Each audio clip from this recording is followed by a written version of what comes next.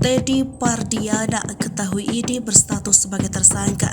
Hal ini membuat Teddy ayah bintang kesulitan untuk mencari nafkah. Gara-gara laporan Rizky Bilar, Teddy Pardiana pun diharuskan untuk wajib lapor sebanyak 2 kali seminggu ke Polda Metro Jaya. Hal ini membuatnya tak bisa pergi ke Inggris usai mendapat tawaran kerja di tempat jasa pijat. Hidupnya dipersulit, Teddy Pardiana ungkap kesalahannya dengan keluarga Sule. Bak Zolim Teddy Pardiana mengaku geram dengan kelakuan keluarga Sule padanya. Diketahui, Teddy juga terpaksa melepaskan kesempatan pergi ke Jepang untuk bekerja karena namanya tidak diperbolehkan melewati imigrasi. Oleh karenanya, Teddy terpaksa mencari kerja di Indonesia sembari menjaga buah hati kecilnya. Bahkan Teddy mengaku sampai menitipkan bintang Aura Putri ke tetangganya. Diterpa banyak masalah, Teddy Pardiana mengaku stres karena menjadi single father bagi sang anak.